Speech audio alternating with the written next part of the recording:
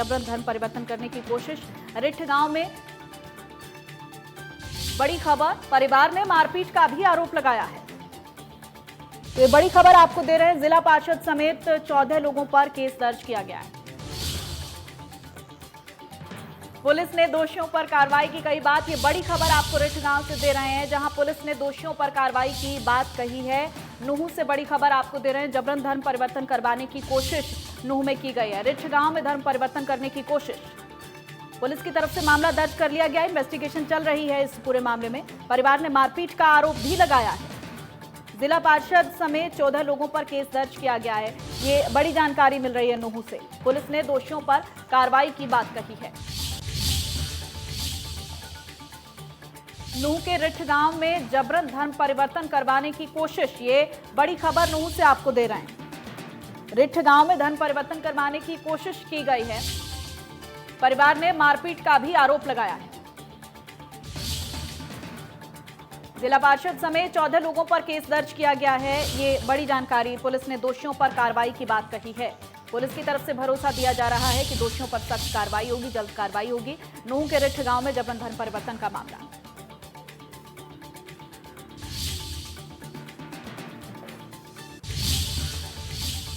तो नूह जिले के रिठ गांव में धर्म परिवर्तन का ये मामला सामने आया है, जहां दबाव बनाने के लिए ये मामला दर्ज करवाया गया है। पिनगमा पुलिस ने पीड़ित पक्ष की शिकायत पर जिला पार्षद मुमताज समेत 14 लोगों के खिलाफ मुकदमा दर्ज कर जांच शुरू कर दी है।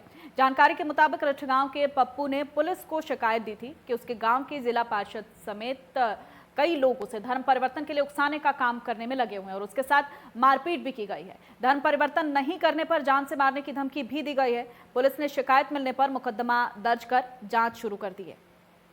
इस बारे में एसएचओ चंद्रभान ने बताया है कि पप्पू ने उन्हें शिकायत दी थी। पुलिस ने शुरुआती जांच में पाया कि जो व्यक्ति आरोप लगा रहा है वो पिछले 1 अगस्त को ईद उल अजहा के पर्व पर दो पक्षों में झगड़े में घायल हुआ था, लेकिन जो आरोप उसने लगाए हैं उनकी जांच की जा रही है।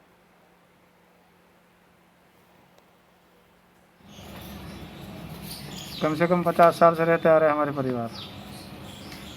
तो अभी जिस दिन से कोई दिक्कत नहीं थी हमको। अभी 3 साल से मेरा पापा एक्सपायर हो गया था। उसके बाद में कुछ गांव के लोग धर्म का परिवर्तन कर रहे हैं। बोले या तो मुसलमान हो जाओ, नहीं गांव छोड़ के भाग जाओ। गांव के लोग है, मुमताज है, एक कमाल है, एक मुबीन है, आमीन है, हाजी यहूदा है, हुसैन है और मोटा है। कितने लोग हैं बाकी तकरीबन? इनका बहुत सारा काफ़ी परिवार है। करें गाड़ी चलाता हूँ सर, बच्चों का पेट भरता हूँ। ये दबाव में 3 साल से पापा एक्सपायर हुए थे, उसके बाद से दबाव कर रहे हैं हमारे पास। घटना ये जी वो परेशान करते हैं हमें 2.5-3 साल से। कौन लोग? ये कमाल है, मुमताज है, गांव के काफ़ी लोग हैं। क्या कहते हैं? वो कहते हैं मुसलमान हो या गांव छोड़ो। प्रथम दृष्टया जब पुलिस मौका पर पहुंची थी तब इस प्रकार की कोई भी घटना वहां तथ्य हमारे सामने नहीं आए थे। फिर भी उसने जो एलिगेशन लगाए हैं उनका बारीकी से गहनता से अवलोकन किया जाएगा और अगर इस तरह की कोई बात होगी तो नियमानुसार कार्रवाई की जाएगी। इसमें जो सेक्शंस हैं 148, 149, 323, 506 आईपीसी और 295 एक के तहत हमने एफआईआर लॉन्च की है। और इसमें एक पूर्व सरपंच है गांव का, एक पार्षद है और कुछ 7-8 व्यक्ति और हैं जिनके ऊपर इन्होंने इस प्रकार का प्रेशर डालने का एलिगेशन लगाया है। और इसमें उन्होंने एलिगेशन के अंदर भी ये क्लियर नहीं कहा है कि भी हमारे से धर्म परिवर्तन के लिए कहा। वो कहते हैं कि हमको इस प्रकार से फोर्सली मोटिवेट किया। बाकी अभी इन्वेस्टिगेशन का पार्ट है, अगर इस प्रकार की कोई बात सामने आएगी तो उसके अनुरूप भी कार्रवाई की जाएगी। और संवाददाता राज वर्मा ज्यादा जानकारी के साथ हमारे साथ लाइव जुड़ गए हैं। राज, आपके पास आएंगे। ये मामला चूंकि बड़ा पेचीदा सा नजर आ रहा है, जो पीड़ित पक्ष है वो कुछ और दलील दे रहा है, जो प्रशासन है उसकी तरफ से कुछ और निकल कर आ रहा है। क्या बारीक विश्लेषण आपका क्या कहता है इस पूरे मामले में?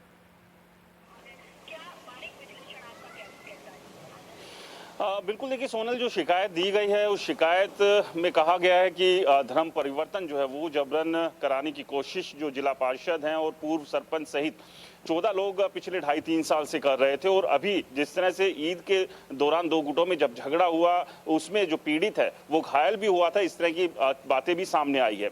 तो अब तमाम जो शिकायत और जो तमाम जो पहलू है उसको लेकर पुलिस जांच कर रही है। पुलिस की का बयान जो सामने आया है उसमें पुलिस ने सीधे तौर पर ये तो नहीं माना है कि ये धर्म परिवर्तन से जुड़ा हुआ मामला है।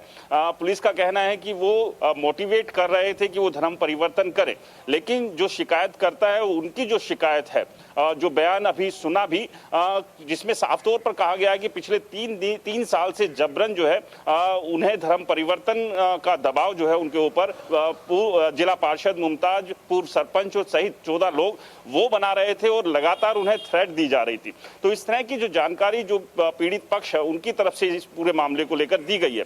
सोनल, मैं आपको बताऊं, इससे पहले करीब कई महीनों पहले भी इस तरह की कुछ खबरें भी सामने आई थी जिले से। अभी हमने खबर दिखाई भी थी, कुछ ही दिन पहले भी ये मामला सामने आया था और जब लोगों से बातचीत की गई तो उनका कहना था कि ये 2 पक्षों से जुड़ा मामला है, इसमें कहीं भी किसी पर धर्म परिवर्तन का दबाव नहीं बनाया जा रहा है, क्योंकि बहुत बड़ी संख्या में जो लोग थे वो वहां से पलायन कर रहे थे। हमने पलायन की खबर दिखाई थी, लेकिन अब ये जो है धर्म परिवर्तन का मामला यहाँ पर सामने आया है। इसमें क्या लगता है आपको, अगर हम दोनों खबरों को जोड़कर देखें तो?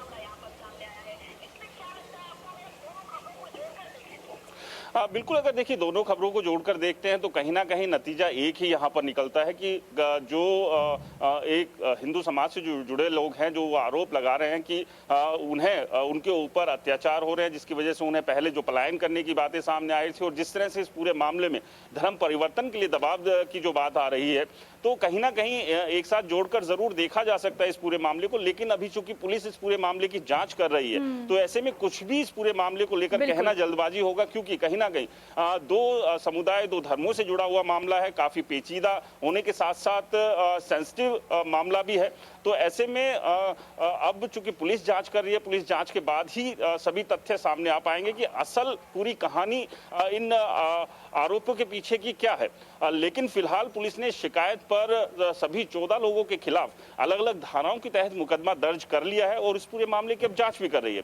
और जिस तरह से सोनल पीछे भी जो खबरें आई थी, जो खबरें दिखाई हमने भी, जो आरोप लगाए थे, कई संगठन सामने आए थे, बाकायदा उन्होंने प्रेस कॉन्फ्रेंस की कि पलायन करने तक की मजबूरी जो है उनके सामने आ खड़ी हुई और एक बड़े स्तर पर जो है हिंदू समुदाय से जुड़े हुए लोगों को पलायन करना पड़ रहा है। इस सब के बाद खुद सूबे के मुख्यमंत्री भी नूंह जिले पहुंचे थे और दोनों ही समुदाय के लोगों के साथ उन्होंने बैठक की थी, बातचीत की थी और जो उस सब के बीच निकल कर आया था कि कोशिश यही है कि पूरे इलाके में सौहार्द, भाईचारा और प्रेम बना रहे। तो उस तरफ जो है लगातार सरकार और खुद मुख्यमंत्री ने प्रयास किए थे और उसके बाद अब कई महीनों के बाद जो ये खबर आई है तो कहीं ना कहीं कई सवाल जरूर यहाँ पर खड़े हो रहे हैं। लेकिन अब चूंकि पुलिस इस पूरे मामले की जांच कर रही है, जांच के बाद तमाम फैक्ट्स जो है वो निकल कर आएंगे कि आखिरकार पूरा माजरा क्या है। क्या असल में जो आरोप लगाए गए हैं जिला पार्षद, पूर्व सरपंच और तमाम लोगों के खिलाफ वो सही है या फिर उसके पीछे की कोई और सच्चाई है।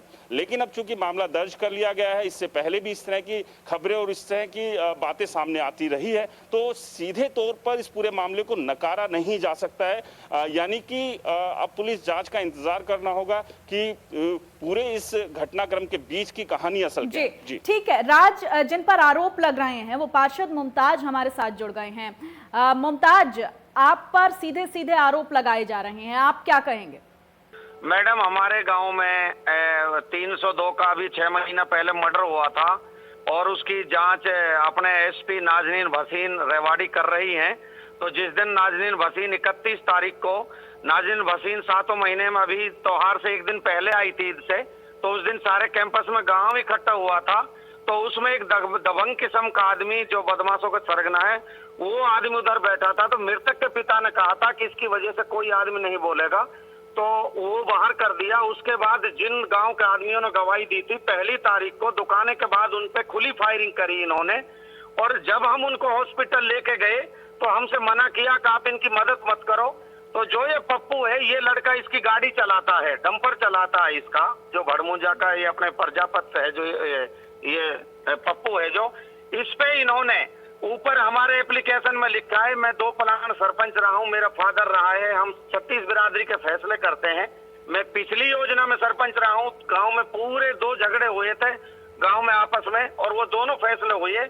इस अब जो फिलहाल जो प्रेजेंट में जो मामला है, जो जिनसे ये जो आरोप लगा रहे हैं, इनका कोई आरोप निराधार है जी। और ये सिर्फ रंजिशन तौर पे दो आदमियों को, एक सरपंच कमाल, उसको जोड़ दिया, मेरे को जोड़ दिया, और जिनके 307 का जिनका गोली लगे नीचे उनको जोड़ दिया जी। ना इनका कोई झगड़ा हुआ, ये सारा काम रंजिश के तौर पे हुआ है। इसकी लोकल पुलिस, अगर हम दोषी हैं तो क्या हमारे रंजिश खिलाफ है कड़ी आपसे? सजा मुमताज दिलाई जाए जानना जनाब हमें। चाहेंगे, अगर आपको लगता है कि इस पूरे मामले में रंजिश है तो क्या रंजिश है? इसमें सिर्फ झगड़े की रंजिश है। 307 का पहली तारीख को इनके दर्ज हुआ है जिसने ये कराया है। ये तो एक भोला भाला आदमी है, इसको बलगरा के नहीं, बलगरा के इसके माँ, इसका भाई, इसका सारा परिवार, पप्पू का सब ये कह रहा है हमें जहाँ चाहो वहाँ ले चलो। हमने एसएचओ साहब से बात करी है, एसएचओ साहब बोले साहब ऐसा कुछ नहीं हुआ है। हम गांव के 10-20 आदमी गए हैं उसके पास, भाई ये मेरे पास दबाव है, मुझे ये करना पड़ रहा है। अभी तक जनाब ये बिल्कुल सरासर गलत आरोप है। हम इलाके के जिम्मेदार आदमी है, मैं 23 गांवों से पार्षद हूँ, 2 प्लान में सरपंच बना हूँ गाँव का, मेरा फादर भी रहा है। लोग हमको अगर हम इस तरीका कहें तो लाइक नहीं करेंगे सर। मेरे गांव में 150 घर हैं जी हिंदू समाज के, सबके हम दुख सुख में रहते हैं, और मेरे ही पट्टी में, मेरे ही मोहल्ले में तकरीबन सारे तो हिंदू आप अपने समाज के इलाके रहते में हैं। मुमताज कितने लोगों को अपने साथ देखते हैं? मैं तकरीबन इस मामले में ज्यादातर आदमी जो हमारे हिंदू समाज के हमारे साथ खड़े हैं, हमने सबके सामने रखी है। सब इस बात को गलत मान रहे हैं, जो चीज नहीं हुई। यहाँ गंगा जमुना तहजीब से रहते हैं हमारे मेवात में अच्छा भाईचारा। ये कुछ आदमी साजिश करके नहीं, अगर हम झगड़े में उनसे नहीं दब रहे या हम झगड़ा नहीं करते तो ये षड्यंत्र करके ये लोग हमारे को दबाना चाहते हैं, हमारी छवि खराब करना चाहते हैं समाज में। तो अब आगे इस पूरे मामले में आपकी तरफ से क्या रहेगा, क्या एक्शन लेंगे आप? हम ये कह रहे हैं कि अगर हमारा रत्ती भर भी हमने, हमारी उससे कोई, मेरा 1 किलोमीटर घर है जी उससे, ना आज तक फोन पे बात हुई, ना मेरा उसका घर आना जाना जी। मैं दूसरे छोर पे रहता हूँ जी, मैं 1.5 किलोमीटर दूर रहता हूँ उसके मकान से। मैं उसको शकल से जानता हूँ, ये गाँव का लड़का है, लेकिन आज तक भी ये सिर्फ हम ये कह रहे हैं कि इसकी पुलिस जांच करे। अगर हम दोषी हैं तो हमको फांसी की सजा दी जावे जी। हम भाईचारे बनाने वाले आदमी हैं, हम बिगाड़ने वाला आदमी ना जी। तो आपका कहना है कि आपके ऊपर जो भी आरोप लग रहे हैं वो निराधार है, आपको फंसाने की कोशिश की जा रही है? जी, एक 302 का मुकदमा है, 6 महीना पहले उसकी तफ्तीश चल रही है। अभी लेटेस्ट 9 आदमियों का गोली मारी है जी गाँव में, सरेआम दिन में। ये सारा मामला उससे जुड़ के नहीं, क्योंकि मेवात में जो पार्टीबाजी में जो लोग जिधर जुड़ जाता है, चाहे कोई भी समाज का हो, वो कहीं सतर तक भी गिर सकता है जी। ठीक है मुमताज, आप जुड़े रहिएगा हमारे साथ। बीजेपी नेता प्रवीण अत्रे हमारे साथ जुड़ गए हैं। प्रवीण अत्रे जी, स्वागत है आपका इंडिया न्यूज हरियाणा पर। प्रवीण जी, दूसरी बार ये मामला यहाँ पर सामने आया है। इससे पहले पलायन की खबरें हमने दिखाई, उसमें कितनी सच्चाई वो इन्वेस्टिगेशन अभी चल रही है, लेकिन इसी बीच नूह से ये एक और खबर सामने आई है जो अपने आप में बहुत परेशान कर देने वाली है। देखिए सोनल, मुझे भी इस विषय की जानकारी आपके चैनल के माध्यम से मिली है, और जिस तरह से जानकारी मिली है कि शिकायत दी गई है पुलिस में, तो सीधा मतलब ये है जांच का विषय। पुलिस इस विषय में अपना जांच करेगी, अगर कोई भी दोषी है उसके ऊपर कार्रवाई होगी। आप बेहतर जानते हैं हरियाणा के अंदर किसी भी तरह से किसी भी व्यक्ति को या कानून अपने हाथ में नहीं लेने दिया जाएगा, और इस तरह की हिमाकत करने की गुंजाइश हरियाणा में कतई नहीं है। जांच होगी, जांच में जो भी कसूरवार होगा उस पर कार्रवाई। तो इस तरह के मामले प्रवीण जी जो सामने आ रहे हैं, जो देश भर में एक अलग तरह का माहौल हम देख रहे हैं, तो क्या लगता है आपको कि कुछ जो लोग हैं वो इन्हीं चीजों से इंस्पायर होकर इस तरीके की चीजों को फैला रहे हैं? देखिए सोनल, ऐसा है, जब तक किसी विषय की जांच नहीं हो जाती, जांच से सच्चाई सामने नहीं आ जाती, तब तक उस विषय का वो किस तरह का विषय है ये कहना मुश्किल है। इसकी तह में क्या है, वजह क्या है, कारण क्या है, क्या सच्चाई है, ये सब जांच के बाद ही पता लगेगा। उसके बाद ही इस पे किसी तरह की टिप्पणी की जाए तो ज्यादा बेहतर। आप चूंकि सत्ता में, अब क्या आश्वासन आप लोगों की तरफ से इस पूरे मामले में? मैंने शुरुआत में ही सोनल बोल दिया था कि शिकायत पुलिस को मिली है तो पुलिस उसकी जांच करेगी, और जांच में जो भी दोषी होगा उसके खिलाफ कार्रवाई होगी। जी ठीक है, बहुत शुक्रिया आपका। बीजेपी नेता प्रवीण अत्रे हमारे साथ जुड़े थे। उनका कहना है कि जो भी दोषी होगा उसके खिलाफ कार्रवाई की जाएगी। राज हमारे संवाददाता हमारे साथ बने हुए हैं। राज, इस पूरे मामले में अभी हम देख रहे हैं जो पार्षद हैं, आरोपी पार्षद मुमताज, उनका कहना है कि मुझे राजनीति का शिकार बनाया जा रहा है, मैं कोई रंजिश का ये मामला यहाँ पर बताया जा रहा है। तो क्या लगता है अब इस पूरे मामले में, क्योंकि अब ये एक अलग ही पक्ष निकलकर सामने आ रहा है, इनका कहना है कि मेरा उन लोगों से कोई दूर दूर तक वास्ता ही नहीं।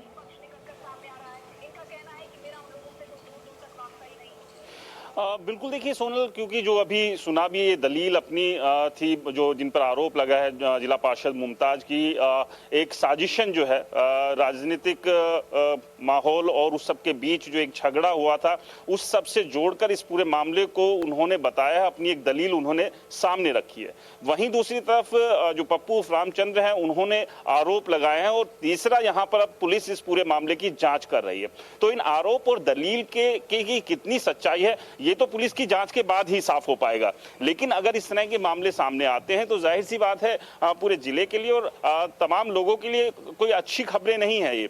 तो उन हालात को बेहतर करना भी बेहद जरूरी हो जाता है अगर इस पूरे मामले में कहीं ना कहीं कोई सच्चाई है तो। लेकिन वो सब पुलिस जांच के बाद ही साफ हो पाएगा। तो अब एक तरफ से आरोप लगे हैं, दूसरी तरफ से दलील दी गई है और उस सबके बीच पुलिस अपनी जांच इस पूरे मामले को लेकर कर रही है। और जिस तरह से पीछे जो झगड़ा हुआ, क्या उस झगड़े से ही जोड़कर ये पूरा मामला पेश किया गया है या फिर जो आरोपी पक्ष है वो इसे अलग रंग देने की कोशिश कर रहा है। पेचीदा भी है, बहुत संवेदनशील भी है। अब देखना होगा कि जांच में क्या कुछ निकलकर सामने आता है, उसके बाद ही तस्वीर पूरी साफ होगी। बहुत शुक्रिया मुमताज आपका, आप हमारे साथ जुड़े। राज आपका भी बहुत शुक्रिया। और चलिए अब आपको सुनवाते हैं कि परिवार जो आरोप लगा रहा है, जो पीड़ित परिवार है, कथित पीड़ित परिवार, उसका क्या कुछ कहना, वो सुनिए। कम से कम 50 साल से रहते आ रहे हमारे परिवार। तो अभी जिस दिन से कोई दिक्कत नहीं थी हमको। अभी 3 साल से मेरा पापा एक्सपायर हो गया था। उसके बाद में कुछ गांव के लोग धर्म का परिवर्तन कर रहे हैं। बोले या तो मुसलमान हो जाओ, नहीं गांव छोड़ के भाग जाओ। गांव के लोग है, मुमताज है, एक कमाल है, एक मुबीन है, आमीन है, हाजी हुदा है, हुसैन है और मोटा है। कितने लोग हैं बाकी तकरीबन? इनका बहुत सारा काफ़ी परिवार है। करें गाड़ी चलाता हूँ सर, बच्चों का पेट भरता हूँ। ये दबाव में 3 साल से पापा एक्सपायर हुए थे, उसके बाद से दबाव कर रहे हैं हमारे पास। घटना ये जी, वो परेशान करते हैं हमें 2.5-3 साल से। कौन लोग? ये कमाल है, मुमताज है, गांव के काफी लोग हैं। क्या कहते हैं? वो कहते हैं मुसलमान हो या गांव छोड़ो। प्रथम दृष्टया जब पुलिस मौका पर पहुंची थी तब इस प्रकार की कोई भी घटना वहां तथ्य हमारे सामने नहीं आए थे। फिर भी उसने जो एलिगेशन लगाए हैं उनका बारीकी से, गहनता से अवलोकन किया जाएगा और अगर इस तरह की कोई बात होगी तो नियमानुसार कार्रवाई की जाएगी। इसमें जो सेक्शंस हैं 148, 149, 323, 506 IPC और 295 एक के तहत हमने FIR लॉन्च की है। और इसमें एक पूर्व सरपंच है गांव का, एक पार्षद है और कुछ 7-8 व्यक्ति और हैं जिनके ऊपर इन्होंने इस प्रकार का प्रेशर डालने का एलिगेशन लगाया है। और इसमें उन्होंने एलिगेशन के अंदर भी ये क्लियर नहीं कहा है कि हमारे से धर्म परिवर्तन के लिए कहा। वो कहते हैं कि हमको इस प्रकार से फोर्सली मोटिवेट किया। बाकी अभी इन्वेस्टिगेशन का पार्ट है, अगर इस प्रकार की कोई बात सामने आएगी तो उसके अनुरूप भी कार्रवाई की जाएगी। तो इस मामले पर हमारी नजर बनी हुई है, आप तक हम हर अपडेट पहुंचाते रहेंगे। फिलहाल नजर सुर्खियों पर डालेंगे। प्रस्तुत करता है हेम पुष्पा, इम्यूनिटी बढ़ाए, स्वस्थ बनाए, महिलाओं की नंबर 1 आयुर्वेदिक औषधि व टॉनिक। नूह के रिठ गांव में परिवार ने लगाया धर्म परिवर्तन के लिए दबाव बनाने का आरोप। पिनगमा पुलिस ने पार्षद मुमताज समेत 14 लोगों पर दर्ज किया केस। परिवार बोला आए दिन होती है मारपीट।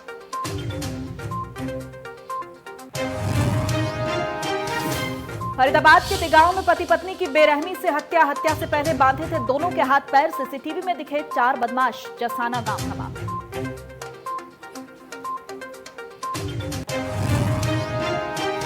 दुष्यंत चौटाला ने पाकिस्तान जा रहे नदियों के पानी को बंद करने की उठाई मांग। कहा देश के किसानों को होगा फायदा। SYL पर बोले सुप्रीम कोर्ट के निर्देश का पालन करने का वक्त।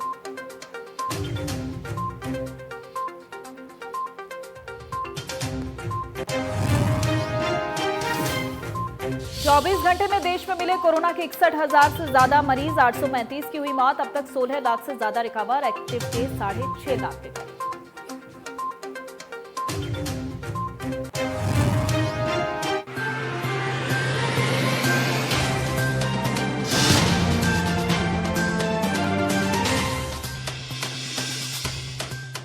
हम सब चाहते हैं कि अगर कोई बीमारी हो तो खर्चे की चिंता किए बिना अपनी फैमिली का इलाज अच्छे से अच्छे हॉस्पिटल में करवाएं। इसीलिए आज ही policybazaar.com से हेल्थ इंश्योरेंस करवाइए। अब छोटी-छोटी मंथली पेमेंट्स में महंगा नहीं है। policybazaar.com, standard terms and conditions apply. कभी हुआ है आपके साथ ऐसा कि भूख ना हो फिर भी खाने को मन चाहे? होगा, ऐसा भी होगा जब रसोई से नैनो बासमती राइस की खुशबू आप तक पहुंचेगी। नैनो बासमती राइस, सिर्फ राइस नहीं, अपना राइस। सेफ रहिए, सेफ चुनिए। Chinar fabrics presents anti corona fabric in association with health guard Australia, जो कोरोना के खिलाफ 99.94% इफेक्टिव है। So visit your nearest Chinar fabric store. देखिए क्या फालतू सीमेंट लगा रहे हैं, कुछ साल में जंग हमें खा जाएगा और बिल्डिंग। वैसे हमारी बिल्डिंग में तो श्री संगरोधक सीमेंट लगा रहे हैं। लकी हो। तुम कहाँ के हो? यूपी के। हमारी मम्मी भी वहीं की है। आंटी वहाँ की है। छोड़ो संग, आ जाओ अपने भाई के संग। श्री सीमेंट, ये लगता है तो असर दिखता है। श्री जंगरोधक सीमेंट, घर की ढाल सालों साल। पिछले कुछ महीनों से जो चल रहा है किसी ने सोचा भी नहीं था। जिंदगी में कब क्या हो जाए कोई नहीं जानता।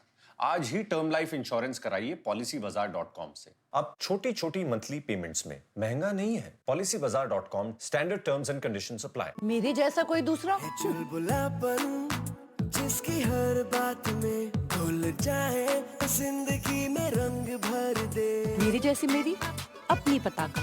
पताका चाय, गजब का स्वाद। कभी हुआ है आपके साथ ऐसा कि भूख ना हो फिर भी खाने को मन चाहे? होगा, ऐसा भी होगा जब रसोई से नैनो बासमती राइस की खुशबू आप तक पहुंचेगी। नैनो बासमती राइस, सिर्फ राइस नहीं, अपना राइस।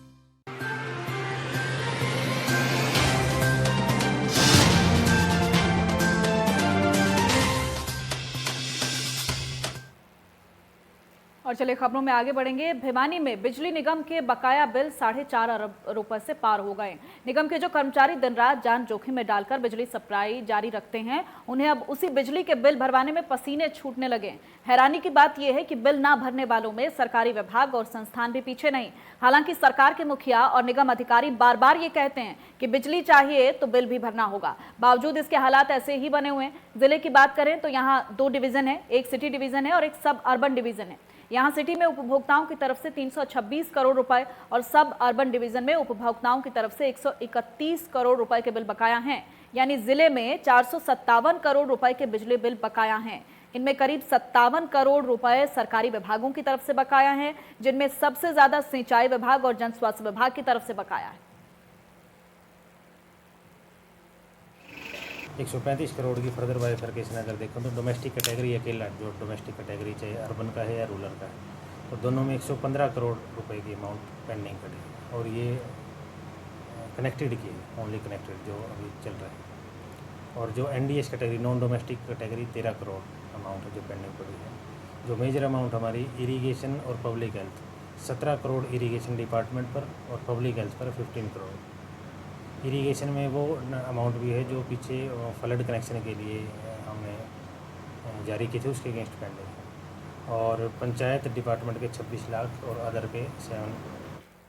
और भिवानी से खबर का रुख करेंगे, जहां फिर से कोरोना विस्फोट हुआ है। कोरोना के 24 नए मामले यहां पर सामने आए। भिवानी जिले में अब तक 896 लोग संक्रमित हैं और 73 केस अभी एक्टिव हैं। भिवानी में 791 मरीज हालांकि रिकवर हो चुके हैं। जिले में कोरोना से 8 मरीजों की मौत हो गई है। भिवानी का कोरोना अपडेट जानिए। भिवानी जिले में अब तक 896 लोग संक्रमित हैं। भिवानी में 73 केस एक्टिव हैं, 791 मरीज रिकवर हो चुके हैं। जिले में कोरोना से 8 मरीजों की मौत हो गई है।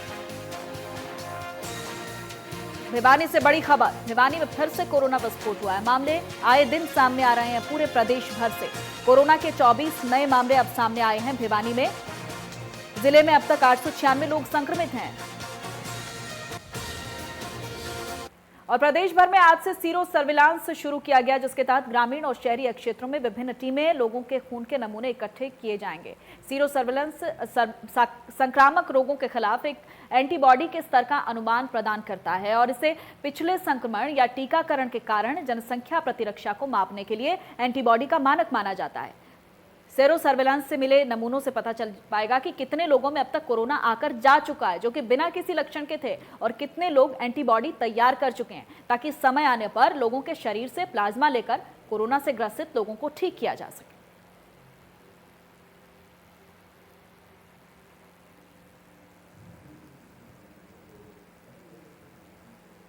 तो आज से ये टेस्ट शुरू किए जाएंगे। कोरोना की स्थिति क्या है ये एक्चुअल में सीरो सर्विलांस से सामने आएगी। और वहीं गुरुग्राम में आज से सभी धार्मिक स्थल खोल दिए गए। कोरोना से बचाव की हिदायतों के साथ मंदिर खोलने की अनुमति मिली है। जन्माष्टमी पर्व के मौके पर भक्त श्री कृष्ण के दर्शन कर रहे हैं। भीड़ ना लगे इसके लिए मंदिर प्रबंधन ने सारे इंतजाम कर दिए हैं। सैनिटाइजेशन, मास्क, सोशल डिस्टेंसिंग का पालन किया जा रहा है। रात में पुजारी ही पूजा में शामिल होंगे। हमारे संवाददाता राज वर्मा ने मंदिर का जायजा लिया है। साइबर सिटी गुरुग्राम में आज से सभी धार्मिक स्थलों को खोलने की अनुमति कल ही जिला प्रशासन ने जारी कर दी थी। करीब 4.5 महीने के इंतजार के बाद सभी धर्म के लोग अपने आराध्यों के दर्शन कर पाएंगे। इस बात की अब सभी को खुशी है। आज जन्माष्टमी का त्योहार भी है, तो ऐसे में ये खुशी दोगुनी हो जाती है। इस वक्त हम गुरुग्राम के सिद्धेश्वर मंदिर में मौजूद है और यहाँ की तैयारियों की बात करें तो जैसे ही ये जानकारी मिली कि आज से मंदिर खोले जा सकते हैं कुछ हिदायतों के साथ, तो सुबह से ही तैयारियां जो है वो मंदिर में शुरू कर दी गई। साफ सफाई जो है वो किया जा रहा है और बाकायदा पूरे मंदिर का, क्योंकि करीब 4.5 महीने बाद इस कोरोना काल के दौरान जो है मंदिर के दरबार खुले हैं, तो बाकायदा सैनिटाइजेशन किया गया है। तमाम जो मंदिर प्रबंधन से जुड़े हुए लोग हैं सुबह से ही तैयारियों में लगे हैं और कोशिश यही कर रहे हैं कि जो भक्त दर्शन करने भी आ रहे हैं वो बाकायदा मास्क पहने, सैनिटाइजेशन का वो ध्यान रखें और एक जो सोशल डिस्टेंसिंग है उसका भी बाकायदा पालन किया जाए। साथ ही साथ आज की जो तैयारियों की बात करें, क्योंकि रात 12 बजे जब श्री कृष्ण का जन्मदिन का पल होगा तो उसको लेकर भी तमाम तरह की तैयारियां की गई है। हर साल जिस धूमधाम से जन्माष्टमी के त्यौहार को मनाया जाता है वो रंग जरूर फीका रहेगा, क्योंकि उतने बड़े स्तर पर जो त्यौहार है वो नहीं मनाया जा रहा, ना ही कोई मेले का आयोजन होगा, ना ही बड़ी जो है यहाँ पर कार्यक्रम होगा। लेकिन एक छोटे स्तर पर कार्यक्रम की तैयारियां की गई है। बाकायदा पंडाल लगाया गया जहां पर पालना लगाया जाएगा भगवान श्री कृष्ण का और रात 12 बजे अभिषेक और आरती होगी। और उस सब को लेकर क्या कुछ तैयारियां, उस पर भी बात कर लेते हैं। हमारे साथ मंदिर के पुजारी हैं। पुजारी जी, क्या कुछ तैयारियां जन्माष्टमी को लेकर, और 4.5 महीने करीब बाद मंदिर खुला, तो किस तरह की खुशी इस बात को लेकर भी? देखिए, इससे बड़ी खुशी हो ही नहीं सकती कि आज हमारे आराध्य का जन्मदिन है, आज हमारा मंदिर खुल गए हैं। और उसके अलावा हमारी जो व्यवस्था है वो पूर्ण व्यवस्था है। जिस प्रकार से जन्म मनता है, जन्मदिन भगवान कृष्ण का अभिषेक होता है, अभिषेक के बाद आरती होती है, वो सारे काम होंगे। और उसमें लेकिन पहले की तरह नहीं होगा कि पहले हजारों की संख्या में भीड़ होती थी, वो कुछ नहीं होगा। भीड़ बिल्कुल नहीं होगी।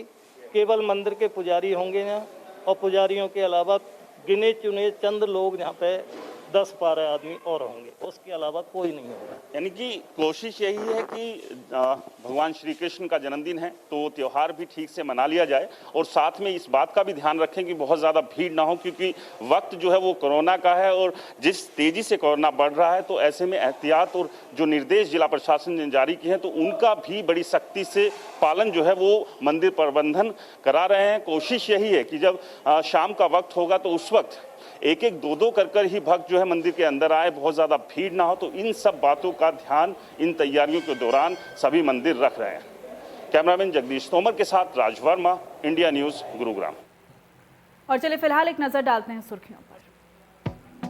बड़ी खबर के प्रस्तुत करता है सच्ची सहेली, महिलाओं के लिए सबसे भरोसेमंद औषधि एवं टॉनिक। सह प्रायोजक पेट सफा आयुर्वेदिक चूर्ण, पेट सफा तो हर रोग दफा। और दर्द की क्या औकात जब लेब्डिक रिलीफ एलार होसा, the quality product by Laborate.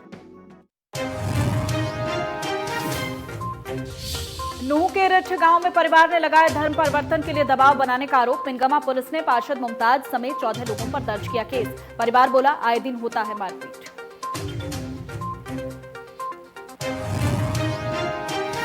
Faridabad के तिगांव में पति पत्नी की बेरहमी से हत्या से पहले बांधे थे दोनों के हाथ पैर। सीसीटीवी में दिखे 4 बदमाश। जसाना गांव का मामला।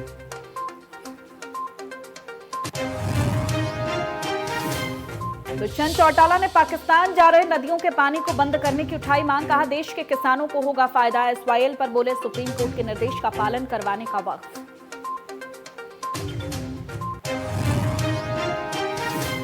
24 घंटे में देश में मिले कोरोना के 61,000 से ज्यादा मरीज। 835 की मौत। अब तक 16 लाख से ज्यादा रिकवर। एक्टिव केस 6.5 लाख के करीब।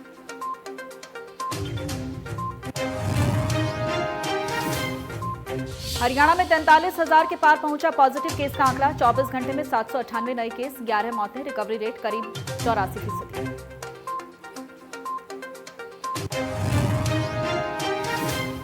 धूमधाम से प्रदेश में मनाई जाएगी जन्माष्टमी। एक दिन के लिए मंदिर खोलने की दी गई छूट। सोशल डिस्टेंसिंग का करना होगा पालन। मूर्ति छूने पर पाबंदी।